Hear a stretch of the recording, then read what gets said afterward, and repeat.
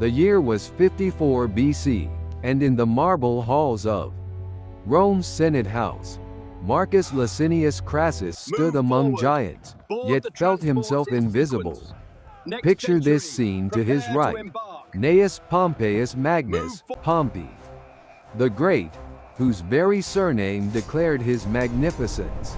The man who had swept pirates from the Mediterranean, who had reorganized the East, whose triumphs were still sung in every tavern from Hispania to Syria. To his left, Gaius Julius Caesar, younger, sharper, whose conquest of Gaul was adding a territory larger than Italy itself to Rome's dominion. And between them, Crassus, the richest man in Rome, perhaps the richest man in the world, yet somehow still standing in the shadow.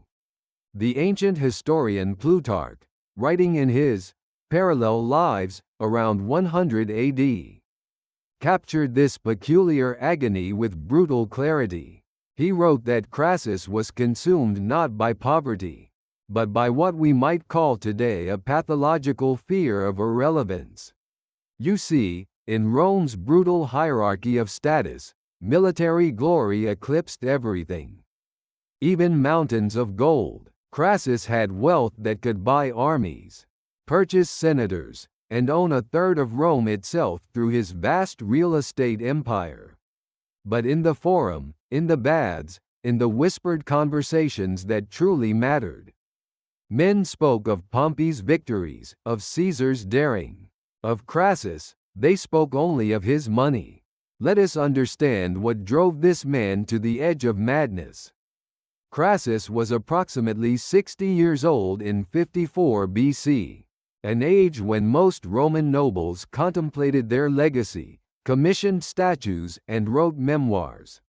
He had survived the proscriptions of Sulla, had emerged from civil war, not just alive but wealthy beyond measure. His fortune, estimated by modern historians like Professor Peter Stothard of Oxford, in his 2015 work, The Last Assassin, would translate to approximately 200 million sesterces, equivalent to perhaps $8 to $10 billion in modern purchasing power. He owned silver mines in Hispania, vast agricultural estates across Italy, and, most lucratively, he had pioneered Rome's first fire brigade, a private enterprise that would arrive at burning buildings and negotiate purchase prices with desperate owners before extinguishing the flames. Brilliant, ruthless, profitable. But here is what kept Crassus awake at night, what gnawed at him during every Senate session. His one military achievement, the suppression of Spartacus's slave revolt in 71 BC, had been overshadowed. Yes, he had crucified 6,000 slaves along the Appian Way, a forest of crosses stretching from Capua to Rome. Yes, he had broken the back of the rebellion. But Pompey had arrived at the very end, mopped up a few stragglers, and claimed credit for ending the war. The Senate, in its infinite political calculation, had awarded both men triumphs. Pompey's was magnificent, Crassus's merely perfunctory. Worse still, Pompey had been granted the honorific Magnus, while Crassus received nothing but the bitter taste of second place. The historian Appian, in his Civil Wars, written around 160 AD, recorded a telling anecdote.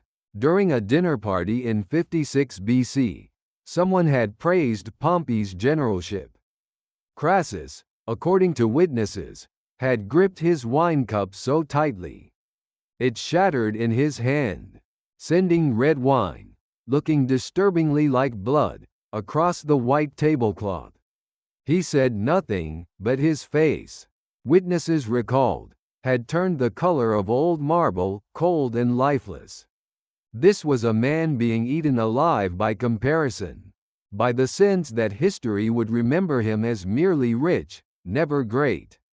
The first triumvirate, that informal power-sharing arrangement between Pompey, Caesar, and Crassus, formed in 60 BC, was supposed to solve everything.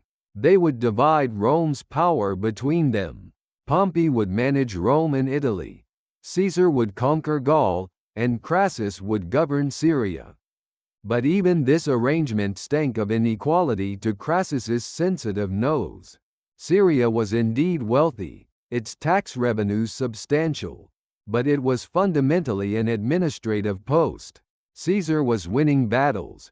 Pompey was consolidating political power. And Crassus? Crassus would be counting coins. No, Crassus needed something more. He needed what the Romans called gloria, glory, the kind that came only from military conquest, from defeated kings. Dragged through Rome's streets, from exotic treasures. Displayed in triumph, from provinces added to Rome's expanding map. And there, just beyond Syria's eastern frontier, lay the perfect target, the Parthian Empire. Consider what Crassus knew, or thought he knew, about Parthia in 54 BC. It was a realm built on the ruins of Alexander's empire, a confederation of Iranian nobles ruled by the Arsacid dynasty. They had annoyed Rome before, certainly, backing King Tigranes of Armenia in his conflicts with Pompey. But they seemed disorganized, their army, apparently composed of light cavalry archers and little else. Crassus, in his headquarters in Antioch, must have calculated thus. Pompey had reorganized the east, but had stopped at the Euphrates. Caesar was making himself immortal in Gaul. Why should Crassus not become the Roman Alexander, the conqueror of the East? The man who would finally break Persia once and for all. The ancient sources preserve fragments of Crassus's thinking during this period. Cassius Dio, writing in the early 3rd century AD in his Roman History, recorded that Crassus spoke openly of conquering not just Parthia, but of marching his legions all the way to Bactria and India, retracing Alexander's footsteps. But going further, making Alexander himself seem limited in ambition. This was not the talk of a measured military strategist. This was the fantasy of a man desperate to rewrite his life's story before the final chapter closed. His friends, what few genuine friends a man of such wealth and ambition could possess, tried to dissuade him. Cicero, Rome's greatest orator and a man who knew Crassus for decades, wrote in his letters, preserved for us in his Epistulae ad Familiares, that he found Crassus's eastern ambitions troubling. Cicero worried that Crassus lacked the military experience for such a campaign, that his understanding of warfare was theoretical rather than practical. But Cicero was too polite, too political, to say what he really meant, that a 60-year-old man, whose primary military experience was crucifying slaves, might not be prepared for professional soldiers. More vocal was Gaius Cassius Longinus, who would later become famous as one of Julius Caesar's assassins.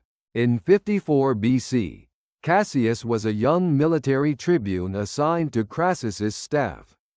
According to Plutarch, Cassius repeatedly warned Crassus about the Parthian cavalry, about their tactics, about the difficulties of desert warfare. Cassius had served in the East before, had actually seen Parthian forces in action. He knew what Crassus did not, that the Parthians had developed a military system specifically designed to defeat heavy infantry, that their horse archers could shoot backwards while retreating at full gallop. What history would remember as the Parthian shot.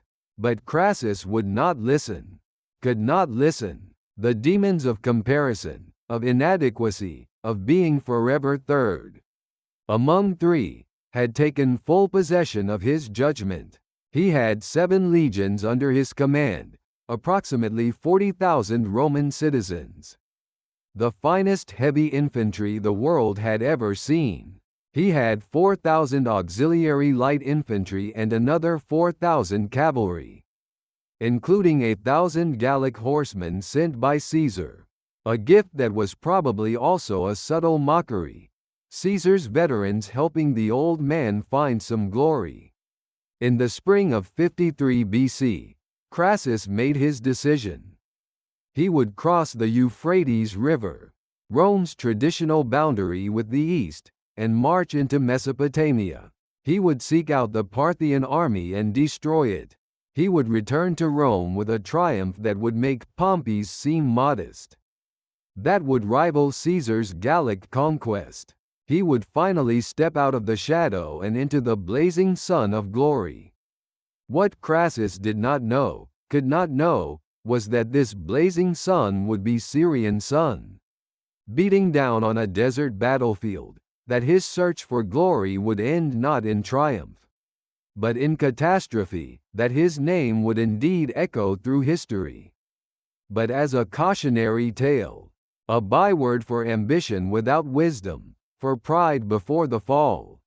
The shadow he so desperately wanted to escape would become literal, permanent, eternal. The shadow of defeat that would haunt Rome for 7 centuries. The pieces were in place. The ambition had been kindled. The army was ready. All that remained was to march east, into the unknown, into destiny, into disaster. The Euphrates River in the spring of 53 BC ran swiftly and cold with snowmelt from the Armenian mountains. Standing on its western bank, Marcus Licinius Crassus gazed across at Mesopotamia, the land between 2 rivers, the cradle of civilization, and saw only opportunity. What he should have seen was a graveyard being prepared for Rome's greatest army. The crossing itself was an engineering marvel, the kind of organized chaos at which Roman legions excelled. According to Plutarch's detailed account in his Life of Crassus, the army constructed multiple pontoon bridges, great floating platforms of wood lashed together with rope and anchored against the current. 40,000 legionaries, their armor glinting in the morning sun, began the crossing in perfect formation, century by century, cohort by cohort. The standards went first, including the sacred aquili, the golden eagles that represented not just military units but the very soul of Rome itself. To lose an eagle was considered a catastrophe worse than losing the battle, a stain on Roman honor that demanded revenge across generations. But even as the first cohorts set foot on Parthian soil, the omens turned dark. Plutarch, always attentive to such details, recorded that the standard-bearer carrying the first eagle stumbled and fell into the river. The eagle itself was saved, pulled from the water by quick-thinking soldiers. But the man drowned, dragged down by the weight of his armor and the strength of the current. The soldiers whispered among themselves this was a sign, they said, that the gods opposed this campaign. In Roman military culture, where every thunderclap and bird's flight could be interpreted as divine commentary, such an incident should have given even the most ambitious commander pause. Crassus ordered the crossing to continue. He could not afford to appear superstitious, not now, not when everything depended on projecting absolute confidence. But there were other warnings, more terrestrial but equally ominous. King Artavasdes II of Armenia had sent envoys to meet Crassus at the river. Armenia was Rome's client state, a buffer between Roman Syria and the Parthian Empire. And Artavasdes knew the Parthians intimately, had fought them, negotiated with them, survived them. His message, preserved in multiple ancient sources including Dio's Roman history, was clear and urgent: do not march through Mesopotamia. Instead, come north through Armenia, where the terrain favors infantry, where water and supplies are abundant, where the Armenian army can join forces with Rome's legions. Together, Artavasdes promised, they could invade Parthia through the mountains, where cavalry would be useless. It was sound military advice from a man who understood the strategic reality of the region. But to Crassus, it sounded like cowardice, or worse, an attempt to claim credit for what he intended to be his victory alone. The ancient historian Florus, writing in the 2nd century AD in his Epitome of Roman History, recorded Crassus's response he would take the direct route, through Mesopotamia, because speed and audacity were Roman virtues, and because he would not share his triumph with a barbarian king, even a friendly one. This decision, this single moment of pride, sealed the fate of 40,000 men. But Crassus could not see it, blinded as he was by visions of glory. He dismissed the Armenian envoys with barely concealed contempt and ordered his army to march southeast, following the Euphrates into the heart of Mesopotamia. The initial days of the march seemed to validate Crassus's confidence. The countryside was fertile near the river, villages were compliant, and supplies were adequate. Crassus established a base camp at Carrhae, modern-day Harran in southeastern Turkey, an ancient Mesopotamian city that had witnessed the rise and fall of Assyrians, Babylonians, and Persians.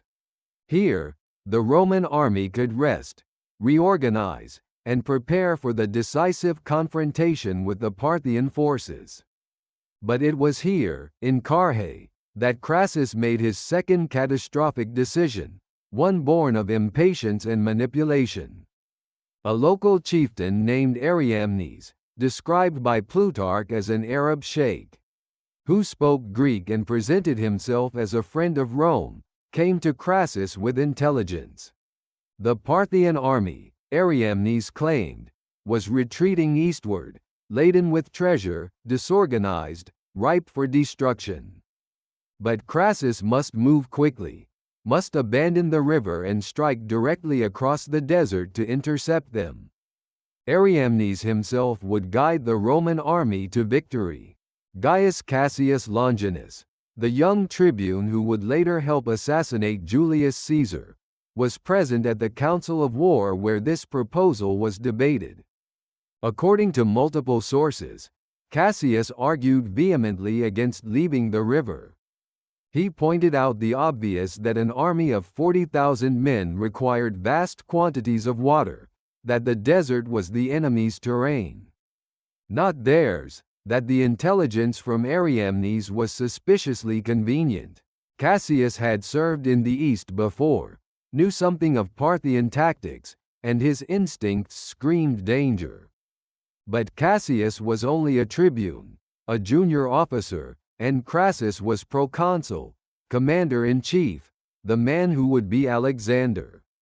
The other senior officers, perhaps infected by their commander's ambition, perhaps simply unwilling to contradict a man as powerful and wealthy as Crassus, offered no strong opposition. The decision was made: the army would leave the Euphrates and march into the desert. Guided by Ariamnes, seeking a decisive battle that would end the campaign in one glorious afternoon. What Crassus did not know, what he had no way of knowing, was that Ariamnes was not a friend, but an agent of the Parthian Empire, specifically of a brilliant young general named Syrianus. The entire scenario, the retreating army, the vulnerable treasure train, the perfect opportunity, was an elaborate deception, designed to lure the Romans away from water, away from their supply lines, into killing ground carefully chosen by the enemy. It was a masterpiece of strategic deception, and Crassus, in his hunger for quick glory, swallowed it whole. The march began in the pre-dawn darkness of a May morning in 53 BC. Plutarch's account, drawing on eyewitness testimony from survivors, paints a haunting picture.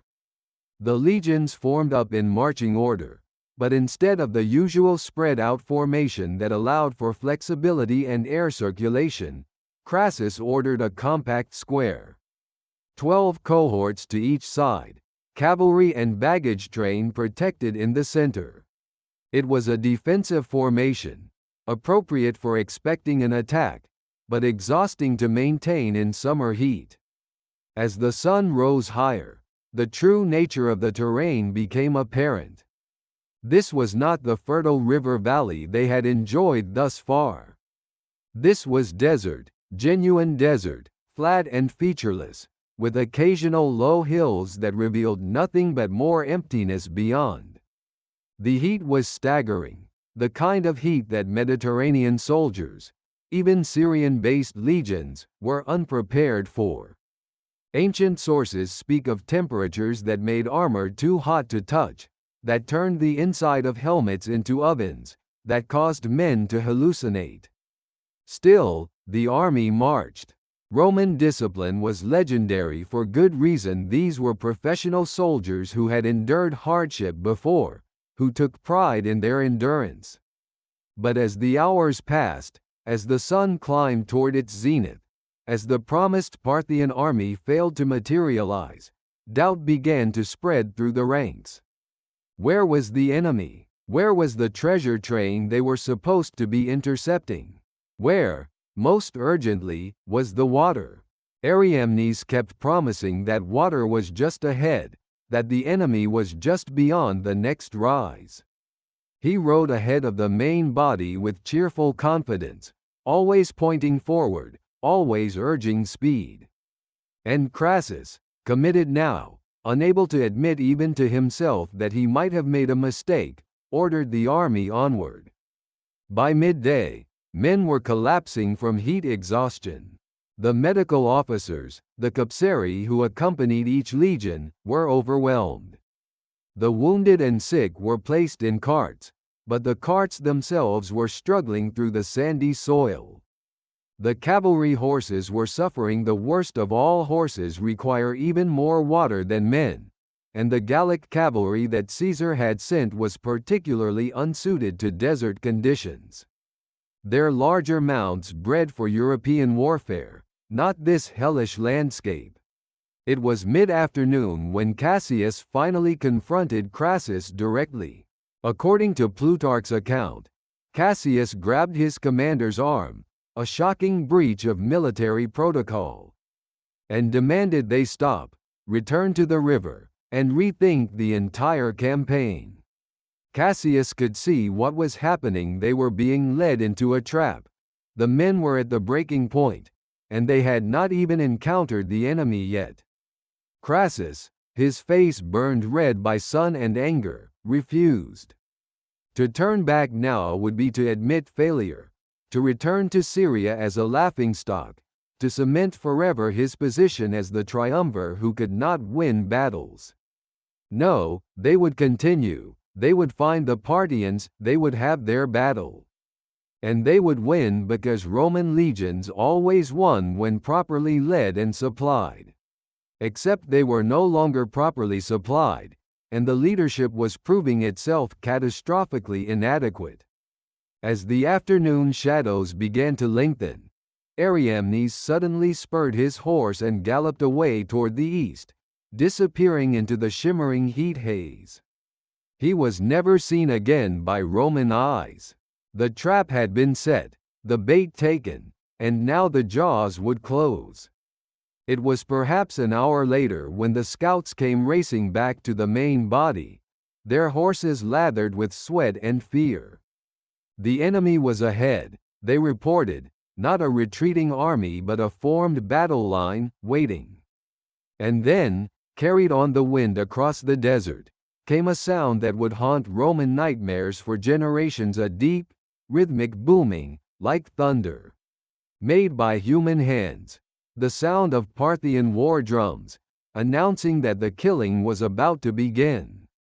Crassus ordered the army to halt and form for battle. The legionaries, exhausted, dehydrated, but still disciplined, deployed from marching column into battle formation.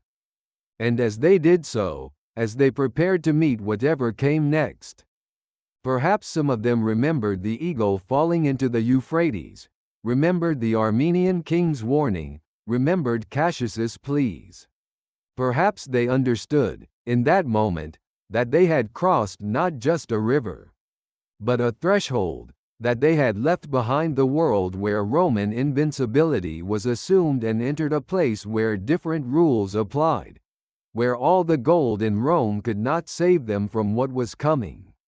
The desert sun beat down, merciless and eternal, and in the distance, through the heat shimmer, something was moving, something that flashed and glittered like a terrible dream made real. The Parthian army appeared like a mirage materializing into a nightmare. At first, the Roman scouts reported only dust on the horizon, a brown cloud rising in the still desert air. But as the cloud drew closer, shapes emerged from within it, shapes that defied everything Rome's legions thought they knew about warfare. These were not the disorganized tribal horsemen that Roman armies had been crushing for centuries across Gaul, Germania, and Hispania. This was something else entirely, something that would redefine the very concept of cavalry warfare for the next 1,000 years. Plutarch, drawing on eyewitness accounts from survivors, described the moment with visceral detail. The Parthians initially kept themselves hidden behind screens of cloth and leather, obscuring their true numbers and composition. Then, at a signal that echoed across the desert, they dropped these coverings and revealed themselves in full glory. The ancient historian wrote that the sight alone was enough to break the courage of many Roman soldiers. And when we understand what they saw, we can comprehend why. At the center of the Parthian formation rode the cataphracts, the heavy cavalry that would become the model for medieval knights 1,000 years later.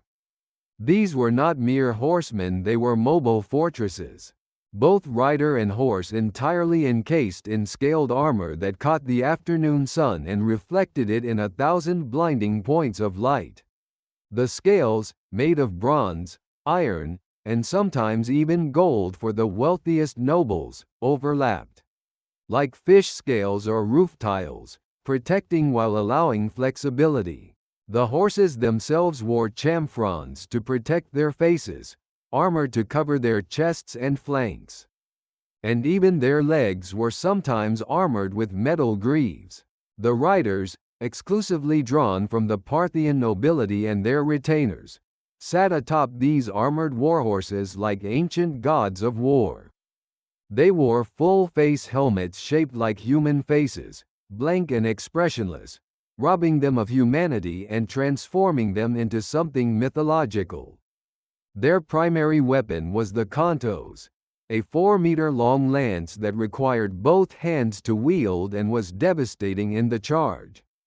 The historian Cassius Dio, writing nearly 3 centuries later but drawing on earlier sources now lost to us, wrote that a cataphract's charge could skewer 2 men with a single thrust, that their lances could pierce through Roman shields and the men holding them, nailing soldiers to the ground like insects in a collector's display.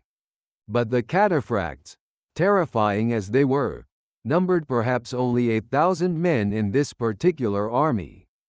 They were the hammer, but the Parthian weapon system required an anvil, and that anvil was unlike anything the Romans had encountered before. Behind and to the sides of the cataphracts rode 10,000 horse archers, light cavalry mounted on swift, desert-bred horses, each man carrying a powerful composite bow and multiple quivers of arrows. These bows were technological marvels, products of centuries of Central Asian innovation. Made from wood, horn, and sinew laminated together in a specific sequence, they were short enough to be used from horseback, yet powerful enough to punch through armor at 200 meters. Modern reconstructions and tests, documented by Dr. Peter Pringle in his 2019 work, The Murder of History, have shown that Parthian composite bows had a draw weight of approximately 60 to 80 pounds, and could propel arrows at velocities approaching 60 meters per second. More importantly, Parthian horse archers trained from childhood, learning to shoot accurately while riding at full gallop. Even while facing backward, executing the maneuver that would immortalize their name, the Parthian shot. The commander of this army was Syrianus, a name that translates roughly as the general, though it may have been a title rather than a personal name. The ancient sources tell us little about his background beyond the essential facts. He was approximately 30 years old, a member of one of Parthia's great noble houses, second only to the Arsacid royal family itself in prestige and power. He had been appointed by King Herodes II specifically to deal with the Roman invasion, and he had prepared for this moment with meticulous care. According to Plutarch's account, Syrianus cut a striking figure even among his armored warriors. He wore elaborate cosmetics in the Persian fashion, lined his eyes with kohl, and dressed in silk robes when not in armor, presenting an appearance that Romans, with their stern martial aesthetic, found simultaneously fascinating and contemptible. But this exterior masked a brilliant military mind, one that understood something fundamental that Crassus did not: that in the desert, mobility was more valuable than armor, that endurance mattered more than shock, and that an enemy who could not be pinned down could never be defeated. As the Parthian army deployed, Roman military doctrine called for immediate action. Crassus's army was still in its compact square formation from the march, which at least provided some defensive coherence. The legionaries, exhausted and dehydrated though they were, began the familiar routine of preparing for battle. They tightened their formations, locked shields, checked their pila, the heavy javelins that were Rome's standard equipment for disrupting enemy formations before the sword work began. The centurions moved among the ranks, offering encouragement, reminding men of past victories, invoking the honor of Rome and the eagles. Publius Licinius Crassus, the proconsul's son and a capable officer who had served with distinction under Julius Caesar in Gaul, commanded the cavalry wing. He was approximately 30 years old, vigorous and brave, everything his aging father wished to be again. Publius had Caesar's personal recommendation, having led cavalry charges against Germanic tribes in the north. He urged his father to let him take the Gallic cavalry and some auxiliary forces to attack the Parthian flanks, to disrupt their formation before they could fully deploy. It was sound tactical thinking, the kind of aggressive response that had won Rome countless battles. Crassus, seeing in his son's eagerness perhaps a reflection of his own younger self, agreed. Publius rode out with approximately 1,300 cavalry, including the 1,000 Gallic horsemen sent by Caesar. Supported by 500 archers and 8 cohorts of infantry, roughly 4,000 men total.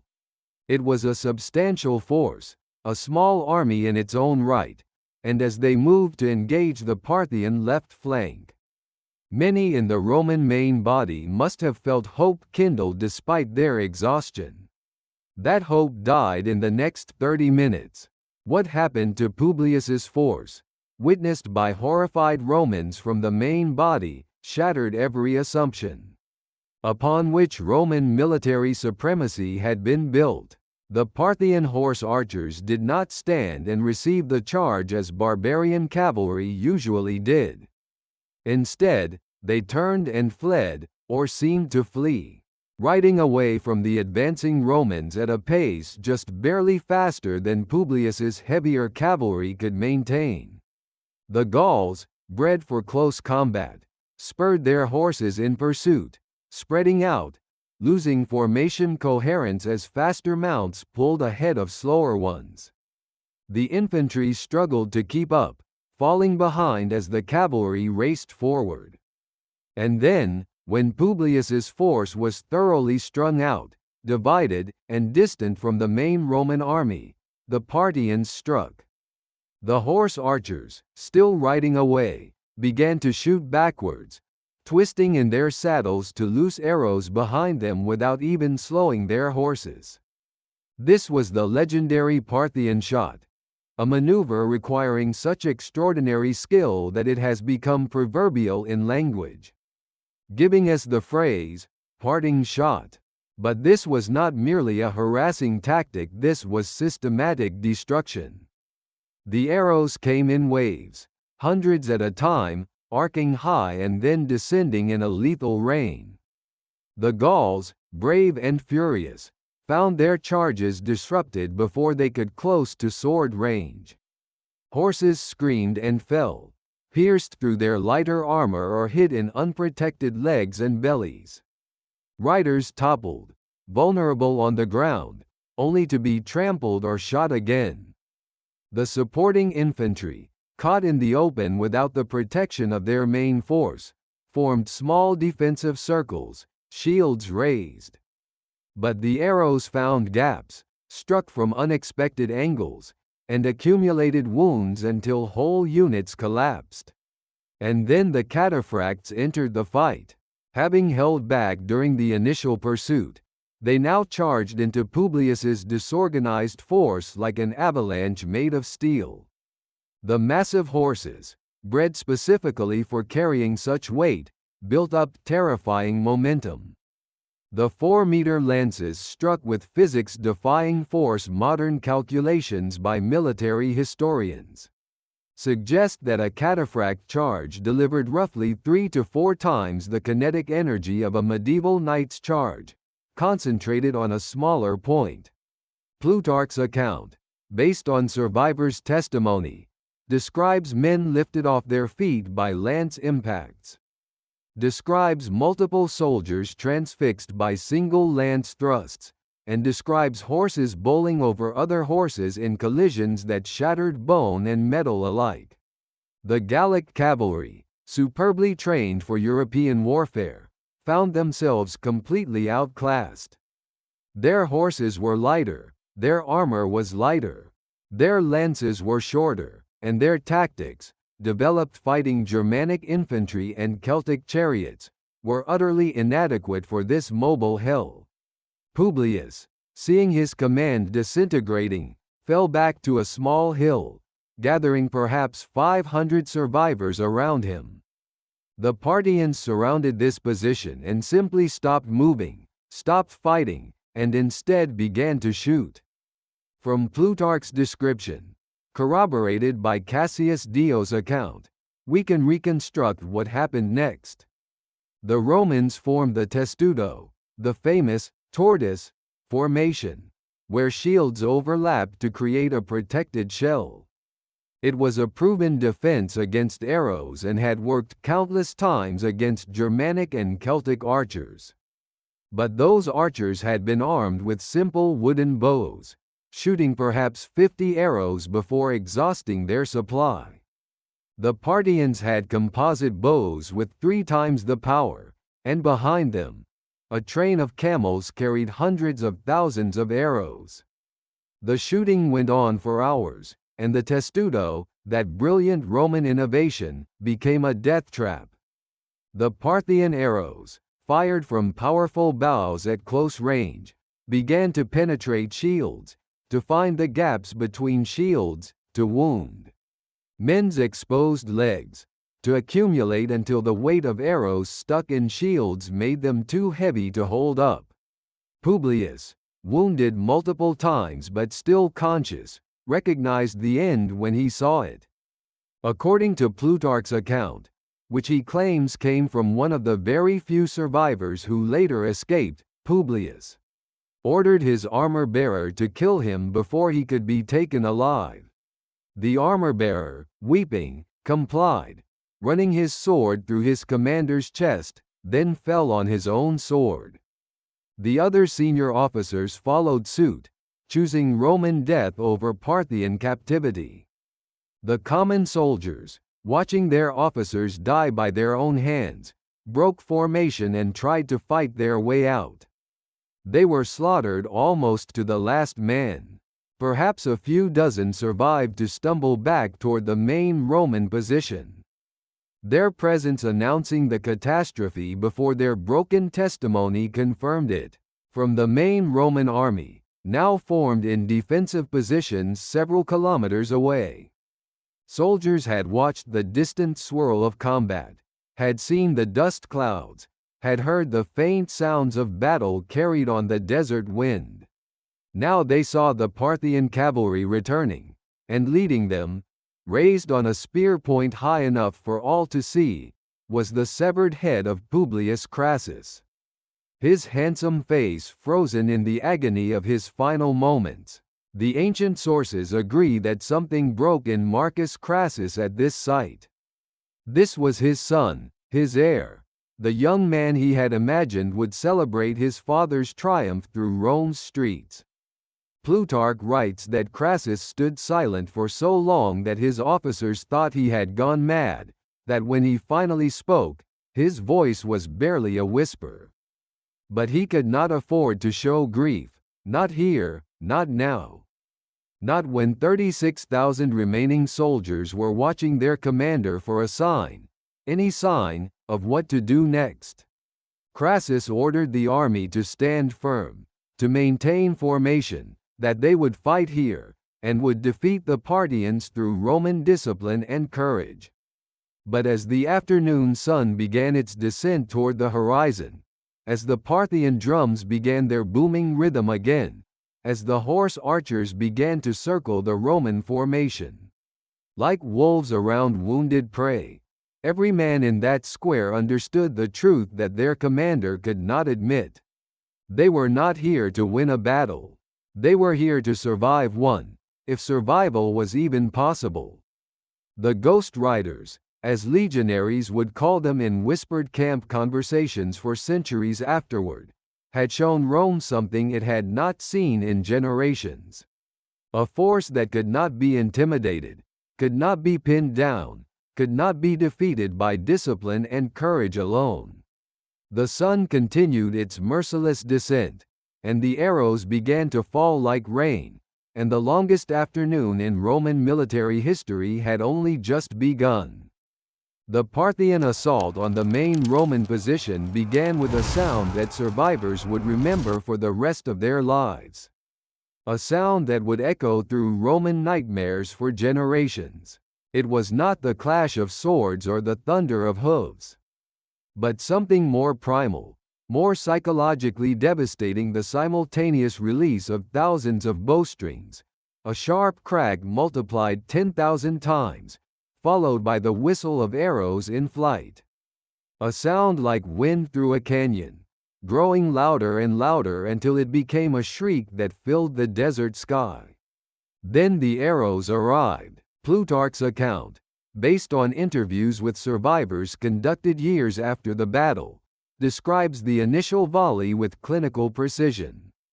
The arrows came in a steep arc, having been shot almost straight up by archers positioned at various distances from the Roman formation, creating a rain of projectiles that fell nearly vertically. This meant they struck the tops of shields, the shoulders and helmets of men, the exposed backs of rear ranks who had foolishly looked up at the sound. Men began to fall immediately, dozens in the first volley, then hundreds as subsequent volleys followed at intervals of perhaps 15 to 20 seconds. The Romans responded with the testudo, the tortoise formation that had protected legionaries from arrow fire across the Mediterranean world. Shields rose and locked together, creating an overlapping shell that covered the formation from above and from the sides. It was a technique practiced until it became second nature, executed now with the smooth precision of professional soldiers even under extreme duress. From a distance, the Roman square must have resembled a massive armored creature, bristling with pilum points, seemingly impervious. For perhaps 10 minutes, the testudo worked as designed. Arrows clattered against shields, stuck in wood and leather, and fell harmlessly around the formation. Casualties dropped to a trickle. The centurions, those backbone officers of the Roman army, walked among the ranks, steadying men, praising the discipline, predicting that the Parthians would soon exhaust their arrows, and then real soldiers with real swords would show these horse-riding cowards how Romans fought. But then the Romans noticed something that transformed confidence into creeping horror. The arrows were not diminishing.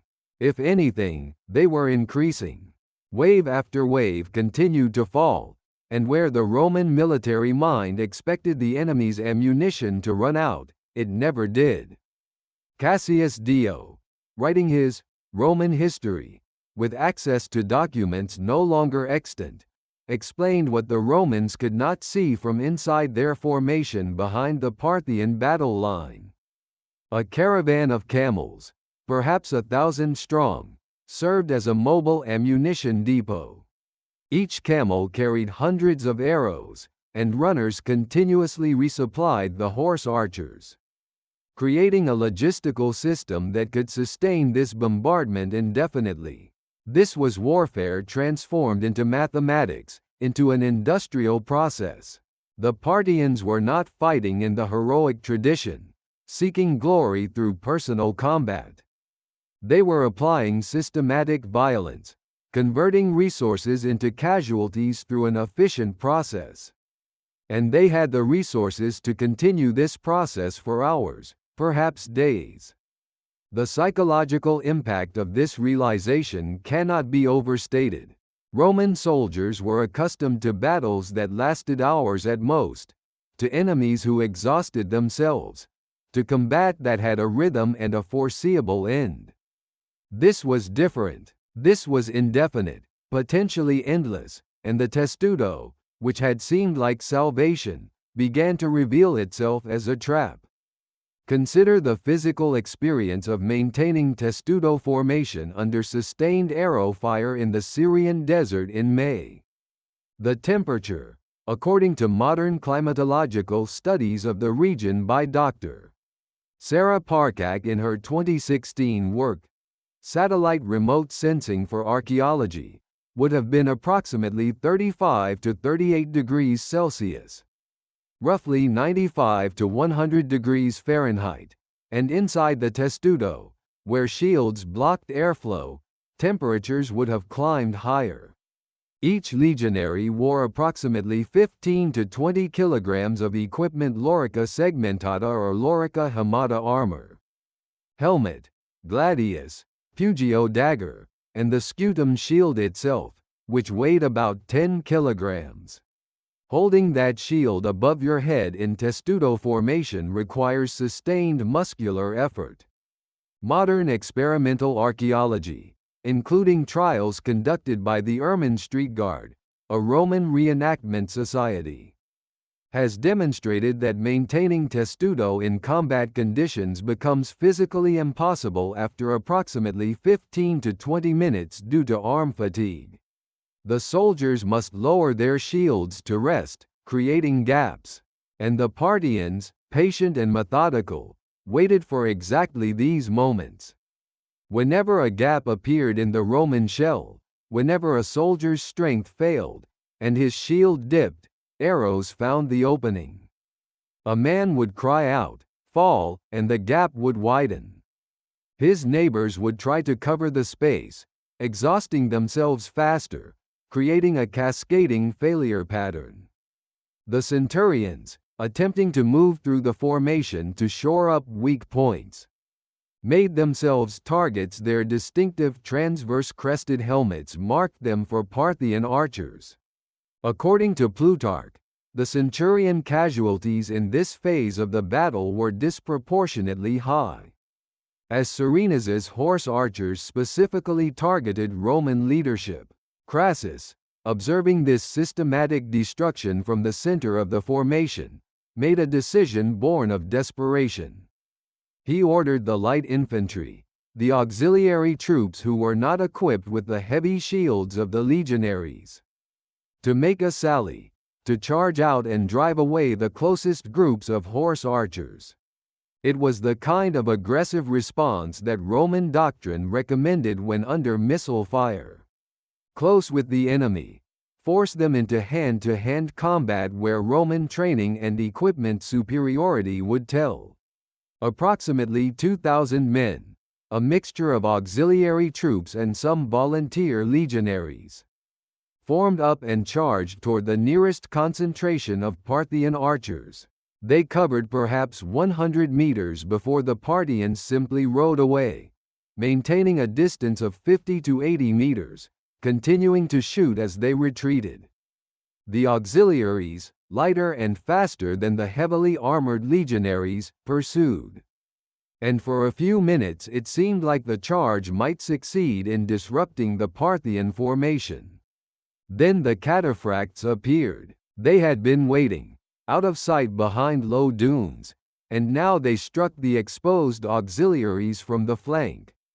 The impact was catastrophic. Plutarch's description emphasizes the sheer physical force of the cataphract charge. Men were not merely killed, but destroyed, their bodies broken by impacts that had the momentum of 1.5 tons of horse and armor moving at perhaps 30 kilometers per hour. The 4-meter contos lances struck through shields, through armor, through bodies, sometimes pinning multiple men together in grotesque tableaus of death. The auxiliaries broke and ran back toward the main formation, the Parthian horse archers pursuing and shooting them down as they fled. Perhaps half made it back. The remainder littered the desert sand, their deaths serving no purpose except to demonstrate that aggressive action was as futile as passive defense. As the afternoon wore into evening, the nature of the Roman predicament became undeniable. They could not attack. Every attempt was defeated by Parthian mobility. They could not defend. The arrow fire was infinite and inevitably found gaps in their protection. They could not retreat. The Parthians would simply follow and continue the slaughter. And they could not stay. Thirst and exhaustion were accumulating casualties almost as efficiently as the arrows. The thirst was perhaps the worst torment. The Romans had been marching since before dawn, had been fighting for hours, and had consumed most of their water. Each legionary carried a canteen holding perhaps 1.5 liters of water, adequate for normal marching, but grossly insufficient for sustained combat in desert heat while wearing armor. Men's tongues swelled, their vision blurred, their judgment deteriorated.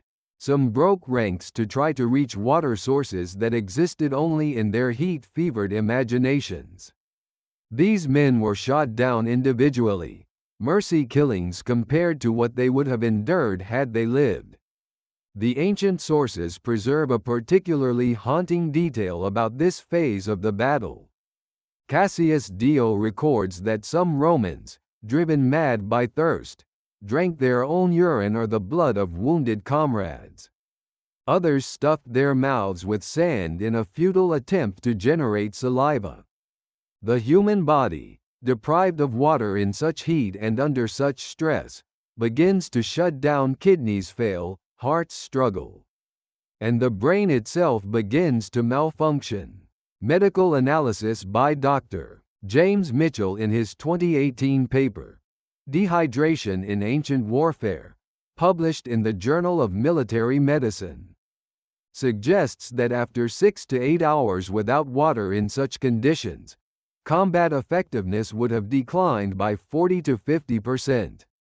Crassus, watching his army die by degrees, finally accepted what younger officers, like Cassius, had been urging for hours: they must retreat to Carrhae, the city where they had camped before this disastrous desert march. It was perhaps 30 kilometers away, a night's march, and if they could reach its walls, they would have water, shelter, a chance to reorganize, and perhaps negotiate. The order to retreat was given as the sun touched the western horizon, painting the desert in colors that would have been beautiful in any other context. The Roman formation began to move, maintaining cohesion as much as possible. Shields still raised, the wounded and dying placed in the center where they would be most protected. The Parthians immediately sensed the movement and intensified their assault, arrows falling even more densely, testing the Roman discipline. And here, perhaps, we see Roman military training at its finest and most tragic. Despite casualties that modern military analysts estimate at 20 to 30% of the force, despite thirst and exhaustion, despite watching their comrades die for hours without being able to strike back, the legions maintained formation. They did not break into a rout, did not scatter across the desert where they would have been hunted down individually. They moved as units, cohorts covering each other, centurions and tribunes, keeping men together through force of will and the habits of discipline drilled into them through years of training. But discipline could not stop arrows, and the retreat became a running massacre. Men fell continuously, creating a trail of bodies that marked the Roman path toward Carrhae. The Parthians, sensing victory, grew bolder, riding closer, shooting from shorter ranges where accuracy was certain. Some of the horse archers began to target specific individuals, aiming for faces visible beneath helmet rims, for the gaps between armor plates, for hands holding shields that had been weakened by hours of abuse. As darkness fell, the Parthians finally broke off their attack. This was not mercy but tactics. Horse archers operating at night risked shooting each other, risked losing formation cohesion, risked their horses stumbling in the darkness. Syrianus ordered his forces to withdraw, to rest, to replenish their arrows. Confident that the Romans were finished as a fighting force, even if some survived to see morning. The Roman army, or what remained of it, stumbled toward Carrhae through the desert night. They had left their camp that morning as conquerors, as the finest military machine the world had ever seen, confident in their invincibility. They returned as survivors, broken men haunted by the whistle of arrows that still seemed to echo in the darkness, by the memory of friends and brothers falling without ever seeing the enemy's face, by the knowledge that everything they had believed about warfare, about Roman superiority, about the natural order of the world, had been shattered in a single afternoon by an enemy they had dismissed as barbarians. Somewhere ahead lay Carrhae and water, and perhaps temporary safety. But behind them, patient and methodical, Syrianus and his ghost riders waited for dawn. Knowing that the killing had only begun, that the real horror was yet to come, that before the sun set again, the richest man in Rome would learn the final cost of ambition without wisdom, of pride before the fall, of reaching for glory and grasping only golden death. The walls of Carrhae offered no salvation, only a reprieve from death. As the shattered remnants of Rome's army stumbled through the city gates in the pre-dawn darkness, the full scale of the catastrophe became undeniable. Of the approximately 40,000 men who had marched confidently into the desert less than 24 hours earlier, perhaps 20,000 remained capable of standing, and even these were more ghosts than soldiers, hollow-eyed, dehydrated, many carrying wounds that would prove fatal in the coming days. The streets of this ancient Mesopotamian city, which had witnessed the rise and fall of empires for millennia, now witnessed Rome's greatest humiliation. Plutarch's account, drawing on testimony from survivors who eventually made it back to Roman territory, describes Crassus in these hours as a man already dead, his body simply unaware of the fact. He sat in the house of a local magistrate, staring at nothing, speaking to no one. When officers came to him with urgent questions about defense, about water distribution, about treating the wounded, he would nod mechanically or wave them away. The man who had crossed the Euphrates dreaming of matching Alexander's conquests now could not summon the will to organize a coherent defense of a single city. It was Cassius Longinus, the young tribune who had warned against this entire campaign, who took effective command during that terrible night. According to multiple sources, including Cassius Dio's Roman History and Appian's Syrian Wars, Cassius organized the defense of Carrhae with impressive competence, posting guards, establishing a water distribution system, and collecting the wounded into makeshift hospitals. But Cassius also understood something that perhaps Crassus could not yet accept. Carrhae was not salvation, but merely a delay, a place to die with walls around you instead of under open sky. The city's water supply, adequate for its normal population of perhaps 5,000 people, was catastrophically insufficient for 20,000 Roman soldiers. Many desperately dehydrated from the previous day's battle. The wells were drained within hours, forcing rationing so severe that each man received perhaps a cup of water, barely enough to wet parched throats, nowhere near enough to restore bodies pushed to the edge of physiological collapse. The wounded suffered most terribly, their bodies' desperate need for fluids to replace blood loss going unmet, many dying not from their wounds but from thirst complicated by trauma. As dawn broke on the second day, Syrianus and his Parthian army appeared outside Carrhae's walls. The ancient sources differ on exactly what happened next, but the general narrative is consistent and revealing. Syrianus did not immediately assault the city. He did not need to. Instead, he sent a herald under a flag of truce, requesting a parley with the Roman commander. The message, preserved by Plutarch with what may be literary embellishment, but captures the psychological warfare involved, was superficially generous. King Herodes II of Parthia had no desire to destroy Rome's army completely. Let there be peace. Let the Romans surrender their standards and acknowledge Parthian sovereignty over Mesopotamia, and they would be allowed to return to Syria unmolested. It was, of course, a trap, but it was also an offer that desperate men wanted to believe. Among the Roman officers, a bitter debate erupted. Cassius argued vehemently against any negotiation, pointing out that Parthian offers of safe conduct were worthless, that their only chance was to attempt a breakout under cover of the next night, to scatter in small groups and try to make their way back to Roman territory individually. Some men would die, probably most men would die, but some might survive, and the eagles might be saved. But other officers, exhausted and despairing, argued for accepting Syrianus's offer. What choice did they have? They were surrounded, outnumbered, and without adequate water or supplies. At least negotiation offered a chance, however slim, of survival for the common soldiers who had followed their commander's ambitions into this nightmare.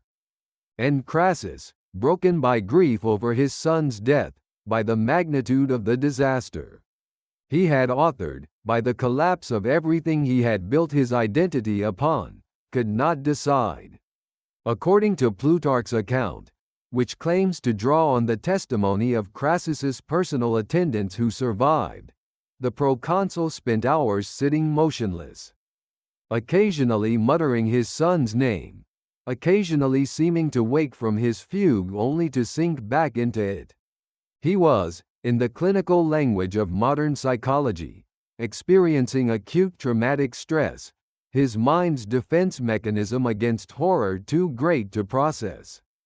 Finally, other officers decided for him. They would at least hear what Syrianus had to say and would probe the sincerity of his offer. A delegation would go out under a flag of truce to negotiate terms.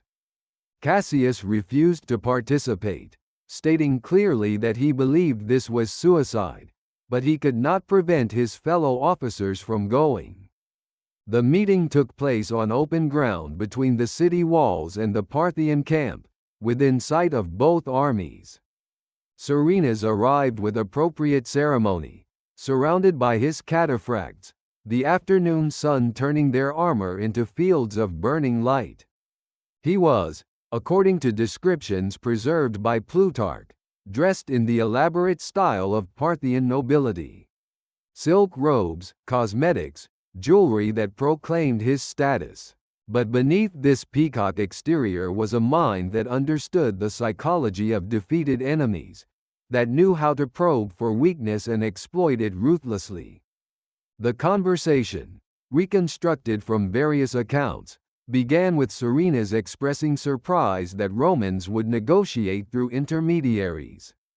Where was Crassus himself? Did the proconsul not trust Parthian good faith? This was calculated provocation, designed to shame the Romans into producing their commander, to put the head of the snake within striking distance. It worked. The Roman officers, their sense of honor and dignity already shredded by defeat, could not bear the implication that their commander was a coward. They returned to Carrhae and, according to Plutarch, essentially forced Crassus to attend a second meeting. Cassius, seeing what was happening, made one final attempt to prevent the catastrophe. He grabbed Crassus physically, according to the ancient account, begged him not to go, and argued that this was an obvious trap. Other officers had to physically restrain Cassius to prevent him from blocking Crassus's path. Crassus rode out to meet Serenus with a small escort, perhaps 20 men, including several senior officers.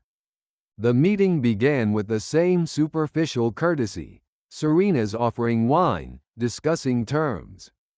But then, according to the detailed account preserved by Plutarch, someone in the Parthian delegation grabbed the bridle of Crassus's horse. The Romans immediately sensed danger and tried to draw weapons. In the confused melee that followed, the Parthian guards overwhelmed the Roman escort. The ancient sources differ on exactly how Crassus died. Plutarch offers multiple versions, acknowledging the confusion of testimony. In one account, a Parthian officer named Pomaxathers struck Crassus down with a sword. In another, Crassus was killed by his own officers, who preferred to see him die by Roman hands than be taken alive for Parthian amusement. Cassius Dio suggests that Crassus was deliberately murdered by the Parthians despite Serenus's supposed offer of safe conduct. The truth, lost in the chaos and contradictory testimonies, may never be known with certainty. What is certain, what all sources agree upon, is what happened to Crassus's body after death. The Parthians decapitated the corpse and cut off the right hand. These grisly trophies were prepared for a specific purpose, one that reveals the sophisticated cruelty of ancient Near Eastern political theater. King Herodes II of Parthia was at that moment in Armenia. Having just concluded a treaty with King Artavasdes II, the same Armenian king who had warned Crassus not to march through the desert. To celebrate this alliance, the two monarchs were attending a theatrical performance, specifically a production of Euripides's tragedy, The Bacchae, performed by Greek actors. A reminder that Hellenistic culture pervaded the upper echelons of Parthian society despite their military and political opposition to Rome.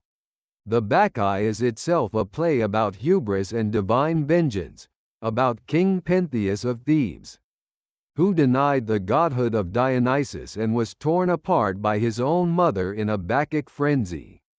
In the play's climactic scene, Pentheus's mother, Agave, carries what she believes to be a lion's head, only to discover in her returning sanity that she holds her son's severed head.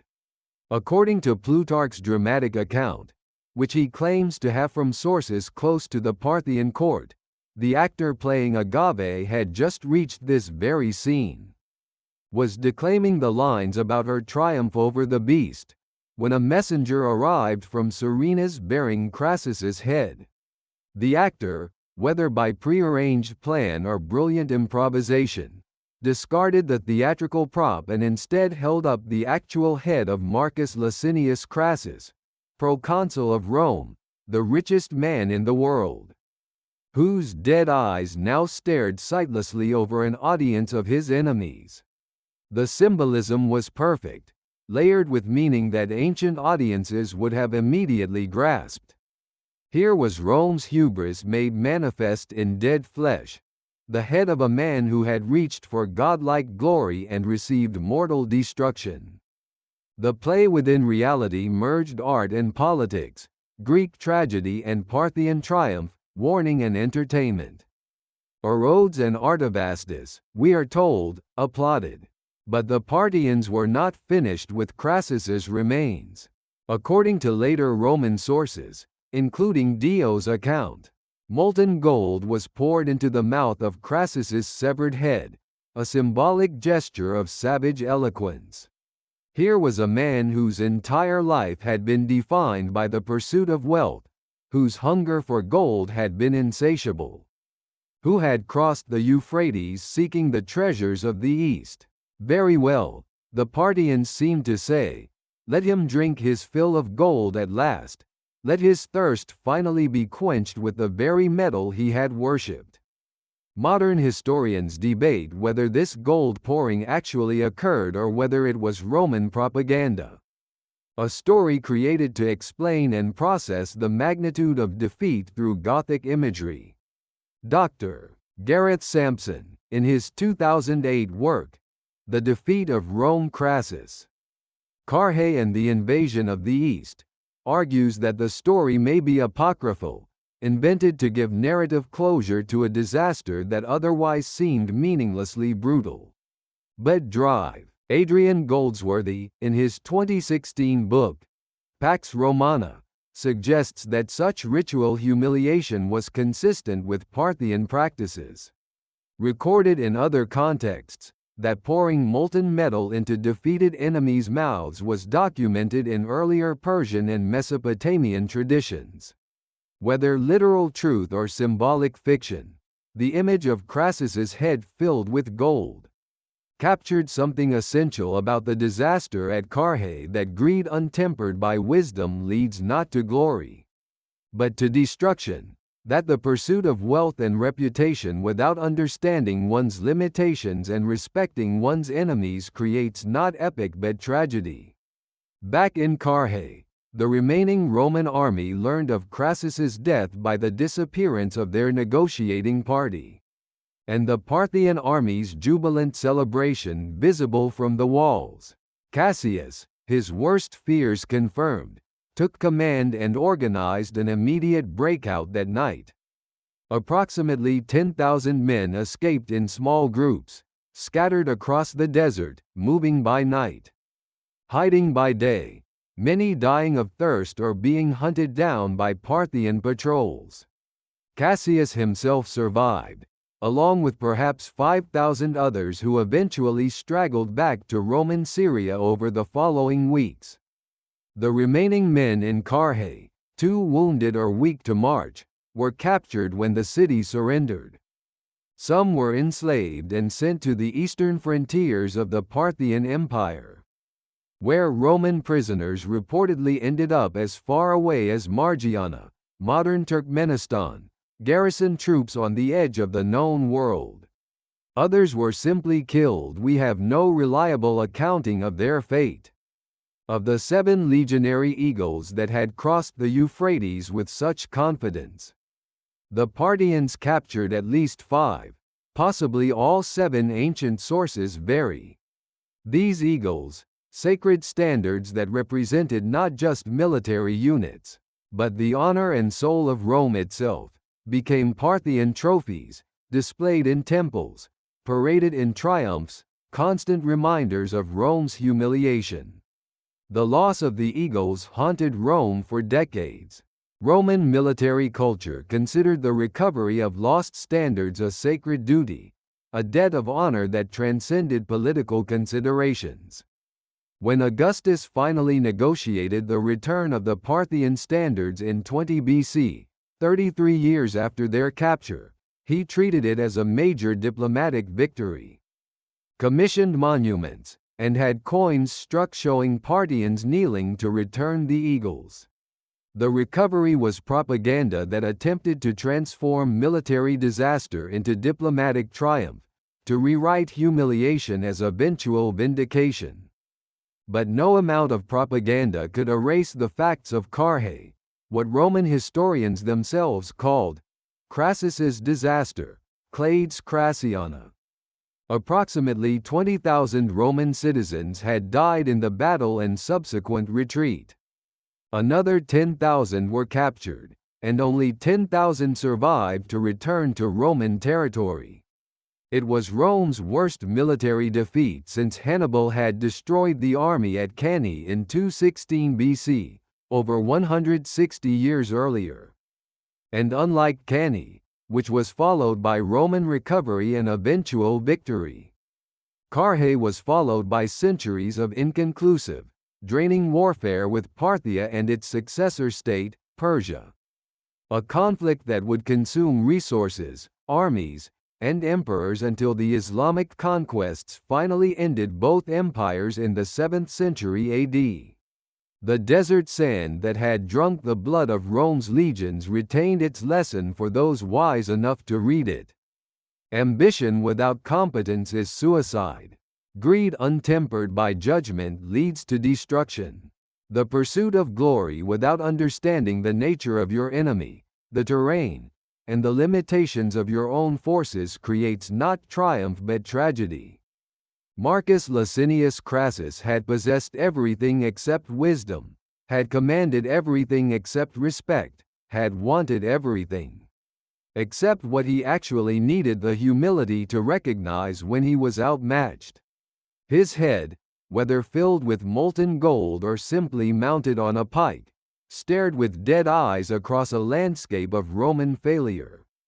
A monument not to glory but to the eternal truth that the gods punish hubris not because they are cruel, but because they are just. The desert sun continued to rise and set over Carrhae, indifferent to human ambition. Witness to the unchanging pattern of pride and fall, of reaching for stars and grasping only sand, of the eternal distance between what men desire and what they deserve.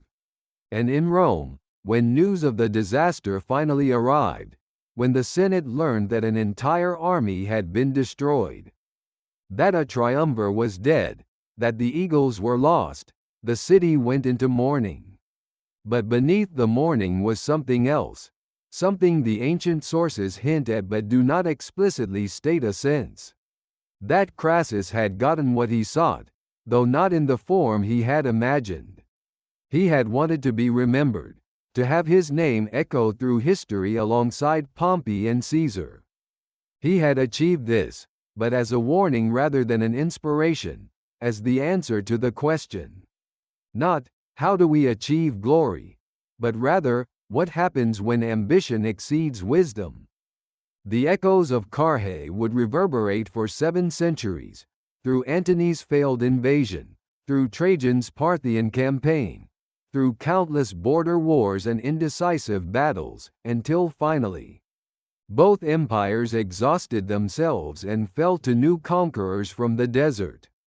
But that is a story for another time, another chapter in the endless book of human folly and occasional wisdom of empires, rising and falling like waves on an eternal shore, of the unchanging truth that gold and glory are poor substitutes for understanding, that all the wealth in the world cannot purchase wisdom, and that sometimes the greatest victory is knowing when not to fight at all.